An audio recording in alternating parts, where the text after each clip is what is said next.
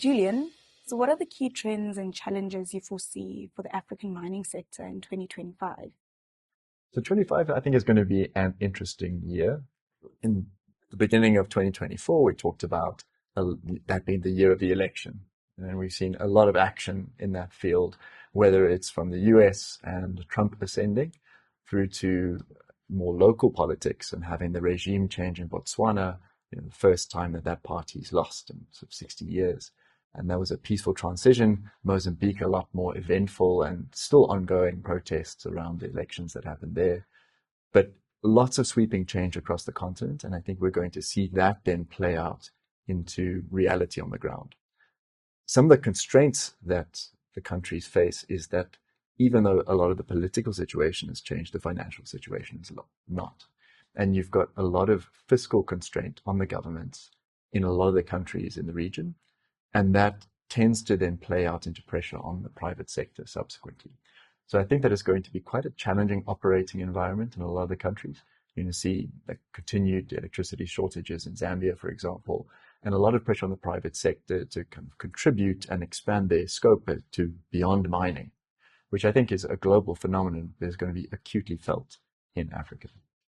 How do you anticipate global demand for minerals will impact African mining operations in the next year?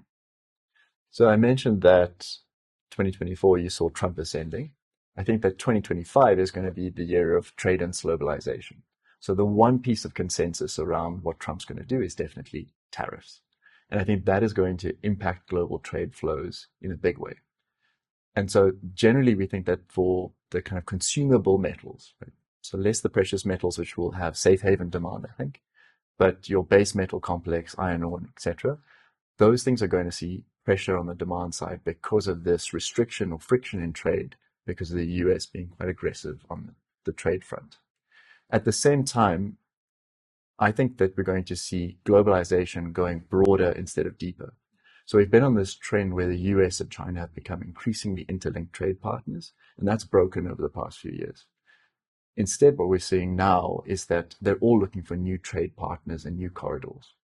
So that creates some interesting geopolitics that investors can play off in terms of sourcing capital from different markets, support from governments in different places.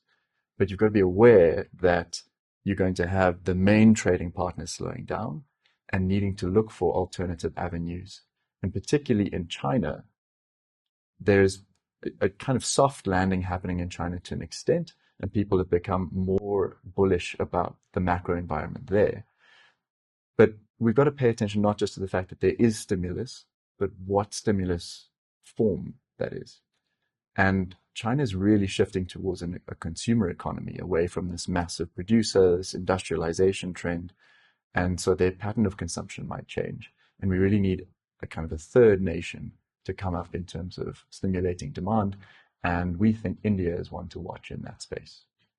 What strategic initiatives should RMB prioritize to support the sustainability of the mining sector in Africa? So we're really going to be focusing on critical minerals as a theme.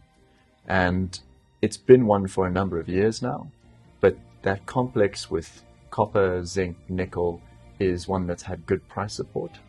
And we think that there's going to be continued activity and demand for those minerals, which are key to the carbon transition. And so we're going to be helping our clients move into those spaces, as well as to see the development of new mines to produce that, and hopefully in a more efficient and cost-effective manner to continue to have Africa rising.